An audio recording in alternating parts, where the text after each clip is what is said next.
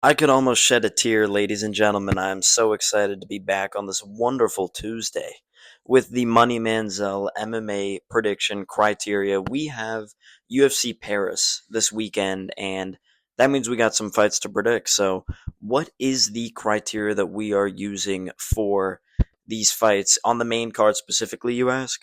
Autism. We didn't have this. We've always had autism, but it's been a little bit, so we got to remind you, you need a more autism than your opponent to win fights. It's very simple. It's MMA logic. Think about any fighter in history who's won a bout who has had more autism between the two of them. Clear.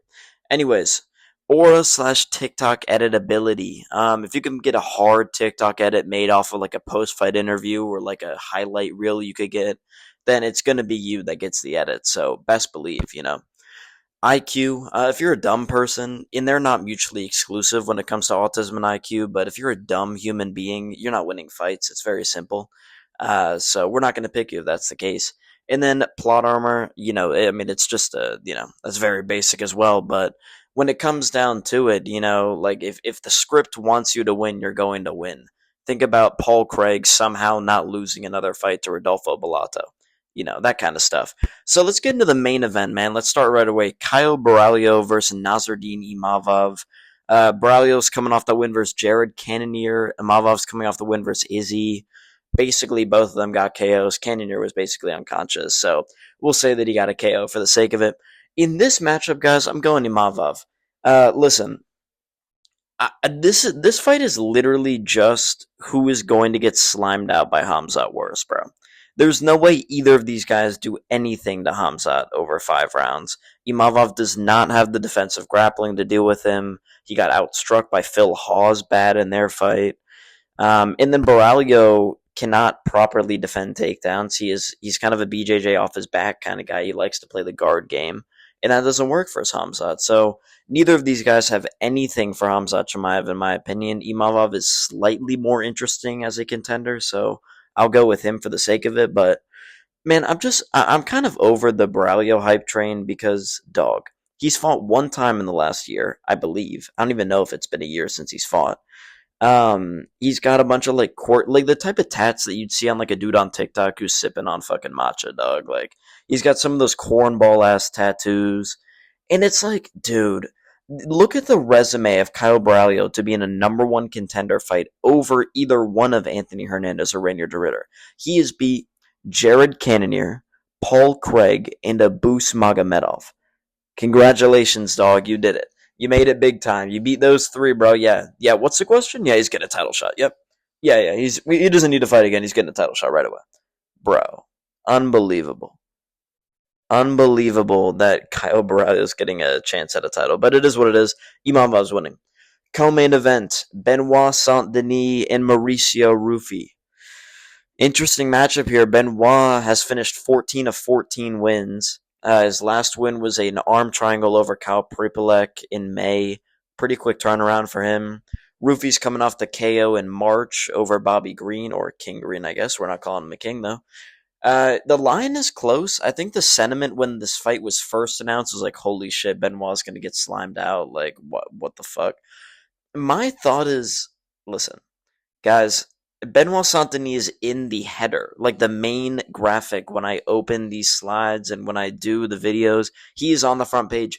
Obviously, I'm going to pick Benoit Saint-Denis. It is not a question that I am always going to pick Benoit Saint-Denis in every single fight. I fucking love Benoit Saint-Denis. Now, I will say this. Do not ask Benoit Saint-Denis what he was doing in Africa around 2016 and 2015. Don't ask him that question. He's not going to give you an answer you want to hear. He's got a smile on his face in that photo, and let me tell you, he was taking a lot of smiles off of faces when he was doing counterterrorism. Look where France was during that time. Anyways, I gotta pick him, dude. The beatdown that he took from Zaleski dos Santos was one of the worst in history that I've ever seen live. And that makes me think, first of all, I know he can take a shot. Like, he can eat punches. I think the staff beat his ass in the Poirier fight. I think he's had it literally his last three. He's had staff in every single fight ever. Um, but I don't know, man. Like Rufy couldn't really get Lon Top out of there, Right. I'm not saying Benoit has the chin of James Lontop. I mean, I don't think that Poirier would be able to KO that dude either. But what I am saying is that all it takes is one takedown for Benoit. He immediately can get to the back. He loves getting the body triangle. He's very good at advancing positions and searching for a TKO or a sub. And I think that we are at a point where Rufi is going to work his way in. He's not going to blitz you. He's going to take his time and make reads. Benoit's striking is so slow and kind of dumb that he's not going to be able to make a read on it. Like, Benoit's just going to shoot a takedown. And I think that Rufi does get backed up to the cage. If Benoit can move him back with the body kicks early, I think if he can just get one of like five takedowns, he can win the fight. And I have fully gaslit myself into believing that Benoit's going to win and win by sub. So that's the world we're living in, dog. That's what we're doing.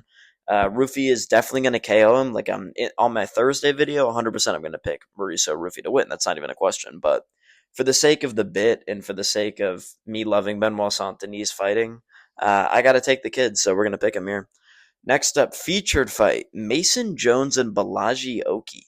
Interesting featured fight. I would have had a preference when the Fresh Ziam fight was alive to do that instead. That was a horrible joke. I didn't even mean to do that. I'm so sorry to Fresh Ziam. His grandmother passed away, and I said when the fight was alive. That's fucked up. But either way, Mason Jones, Blagioki. Jones coming off a re-debuting in the UFC versus Jeremy Stevens, and Oki is coming off a win versus Michael Aswell in the Apex. Very close fight, by the way. I'm going to go Mason Jones, man. You know, he ate a bunch of clean overhands from Jeremy Stevens, past his prime, off the roids, whatever, I don't care. To be able to eat the shots that he ate, it was a war on the feet for the first two rounds.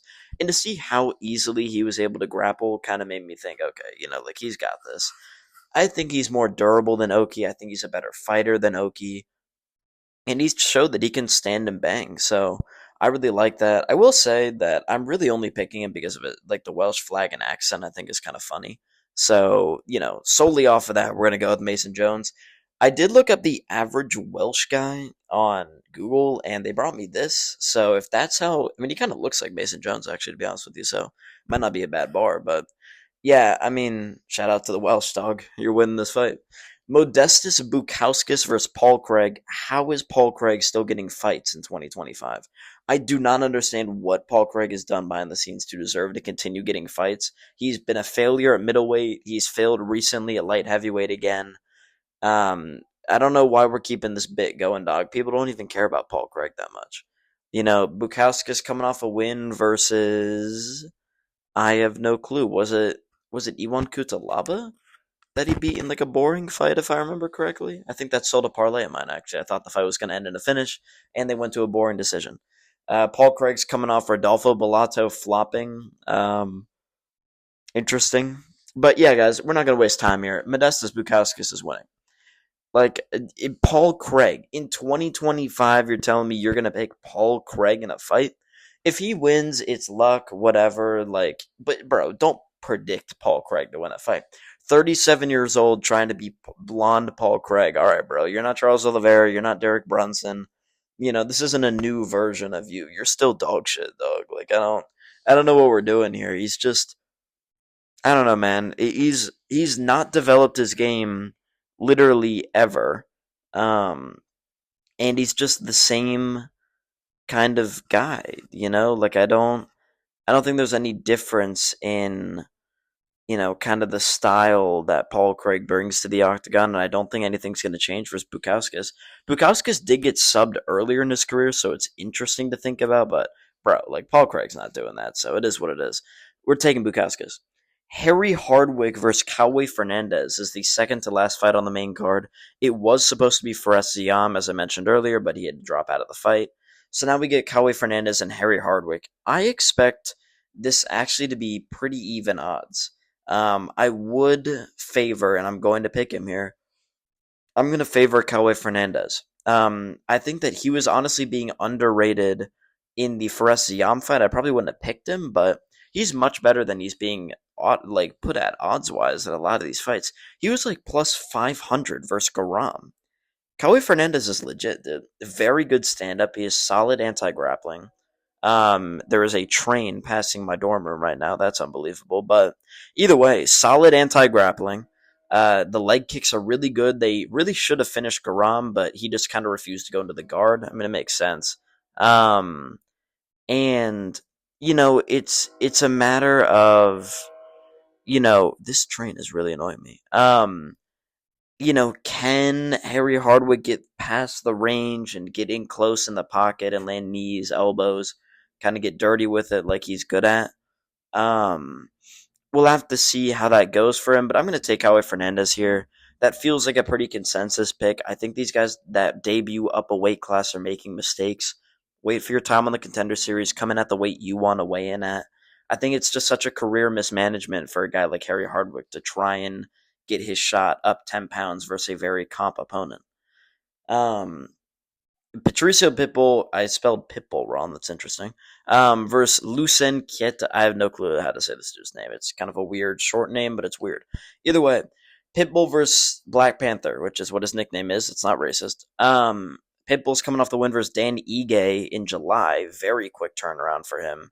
And then you have this dude. He's an Octagon. I think a double champ at Octagon, actually. And it's one of those things where we've had this issue with debuting guys where they do not win fights, and you're kind of back and forth on it. We've had multiple. We've had Kai Sakura fail, Aaron Pico fail, Tofik Musayev fail. There's more. I mean, there's a lot more. I'm struggling to think of them off the top of my head, but there is way more.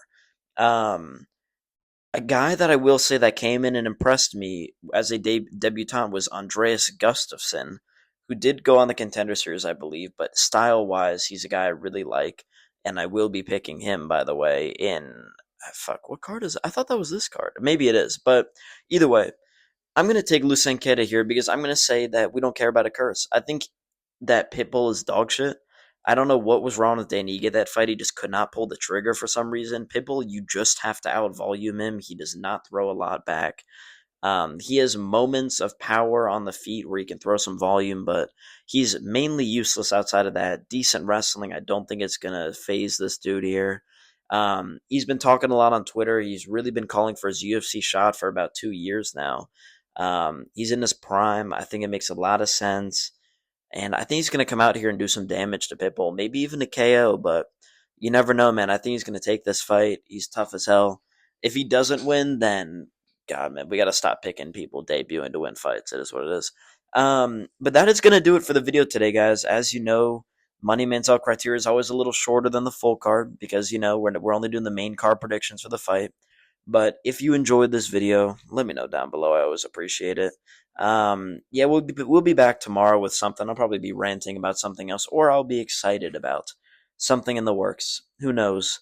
We'll have to see what happens. I'm not really sure. I might make a video about fucking some of the guys that are still getting fights in the sport. That might be interesting to talk about, like Paul Craig and Lucas Bresky. I'm pretty sure it's a fight on the books now. So, yeah, that's going to do it for the video today, guys. I appreciate all of you for watching. Like, comment, and subscribe down below. The TikTok is at MoneyManziel MMA. I post TikToks every day. I post YouTube Shorts every day. I try and get a video out every day, but sometimes we'll miss a day, whether it's a Saturday or a Sunday. It kind of depends. But yeah, appreciate all you for watching. I'll see you in the next one. Peace out.